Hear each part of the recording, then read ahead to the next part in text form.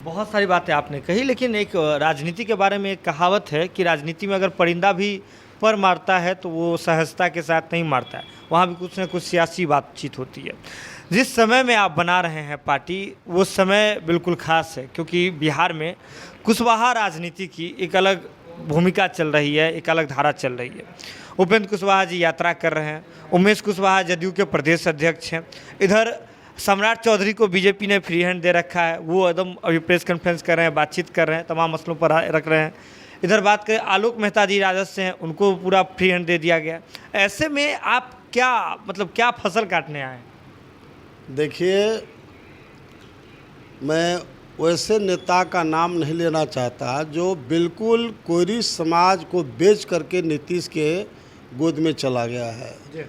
लेकिन ऐसे लोग ये दिन और रात क्यों मेहनत कर रहे हैं कि नीतीश कुमार को हम देश का प्रधानमंत्री बनाएंगे। और नीतीश कुमार ने खुद कहा इस बात का कि मैं प्रधानमंत्री का दावेदार नहीं हूँ। अपने मन से लोग ये प्रधानमंत्री की चर्चा कर रहे हैं। कंधे पर रख कर के भी तो बंदूक चलाई जाती है ना? नहीं। और उसी तरह से सम्राट चौधरी जी भी मेहनत कर रहे हैं। किसके लिए? कि बीजेपी का मुख्यमंत्री बने। कौन बीजेपी का मुख्यमंत्री बनेगा ये कहने की आवश्यकता नहीं है। आप तो बीजेपी में भी ना पूरे देश को आप देखिए कि कौन बीजेपी का मुख्यमंत्री बनेगा।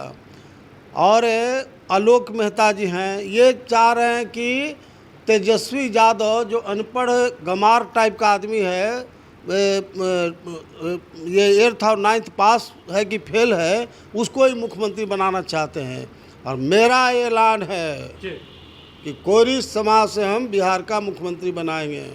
तो भैया समाज फैसला करेगा कि कौन सही रास्ता पर है, कौन गलत रास्ता पर है, समाज ने तय करेगा। समाज कैसे तय करे? कोई समाज तय इसी बात को करेगा ना, क्योंकि सबसे नेग्लेक्टेड कौम हमारा मेजर कास्ट में कुशवाहा है। सभी जाति संप्रदाय से मुख्यमंत्री है, व्हाई नॉट कुशवाहा? कोई क्यों नहीं बनेगा? इसलिए एलानिया तौर पर मेरा है कि 2025 में कोई समाज को मुख्यमंत्री बनावेंगे। बाकी जो दूसरे के लिए मर रहे हैं, कोई नीतीश कुमार के लिए, कोई तेजस्वी यादव के लिए, कोई बीजेपी के लिए, उनका कोई समाज में कोई वजूद नहीं रहेगा। और 100% कोई समाज बिल्कुल हम लोग के साथ होगा, क्योंकि उनके इंटरेस्ट में हम लोग बात कर रहे हैं, काम कर रहे हैं। नहीं, नागमणि जी, आपने एक बहुत अच्छी बात कही कि ये जनता तय करेगी, समाज निर्णय करेगा। समाज ने तो पहले भी आप पर भरोसा किया है, लेकिन जब आप बीजेपी में थे तभी भरोसा किया, इसके बाद आपने पार्टी नहीं बनाई। आप 2 बार पहले भी पार्टी बना चुके हैं, विलय करवा चुके हैं, सभी दलों में लगभग रह चुके हैं, इसके बाद फिर से नई पार्टी बनाने के लिए आ रहे हैं। कैसे समाज आप पे भरोसा करे? कल जाकर के फिर विलय नहीं करवा लीजिएगा क्या? 2-3 बात इसमें है। एक तो मुझे गर्व है इस बात का कि मैं तमाम पार्टियों में जा कर के देखा हूँ पार्टी के नेताओं को, और मैं इस निष्कर्ष पर आया कि बिहार और देश में जितने पॉलिटिकल पार्टी है सब प्राइवेट कंपनी है, जिसका एक चेयरमैन है और दूसरा मैनेजिंग डायरेक्टर है। अगर बीजेपी को देखें तो प्राइम मिनिस्टर चेयरमैन है और होम मिनिस्टर उसके मैनेजिंग डायरेक्टर हैं। कांग्रेस को देखिए, सोनिया गांधी चेयरमैन है और उनका बेटा मैनेजिंग डायरेक्टर है। लालू यादव को देखिए, लालू यादव चेयरमैन है, उनका बेटा तेजस्वी एमडी है। नीतीश कुमार को देखिए, नीतीश कुमार चेयरमैन है और आरसीपी सिंह मैनेजिंग डायरेक्टर हैं। तो ये तमाम पॉलिटिकल पार्टियां प्राइवेट कंपनी है, और डेमोक्रेसी में प्राइवेट कंपनी का कोई वजूद नहीं है। इसलिए मैं अपनी पार्टी बनाने का निर्णय लिया हूँ। आपने कहा कि आप पर भरोसा समाज कैसे करेगा, जब हमने पहले भी पार्टी मैंने एक पार्टी बनाया था, समरस समाज पार्टी, और तमाम बिहार के लोग के हमारे कोरी समाज के कहने पर, और उपेंद्र कुशवाहा मेरा पैर पकड़ के रियाते थे कि सर भैया आप बड़े भाई हैं, हमारे नेता हैं, आप आ जाइएगा तो हम बिहार के मुख्यमंत्री बनेंगे। हमारा उपेंद्र से मतलब नहीं था, हमारा है कि कोयरी समाज से मुख्यमंत्री बने। आज भी मैं कोई मुख्यमंत्री का दावेदार नहीं हूँ, मुझे किसी सूटेबल टाइप के कोयरी को हमको सीएम बनाना है।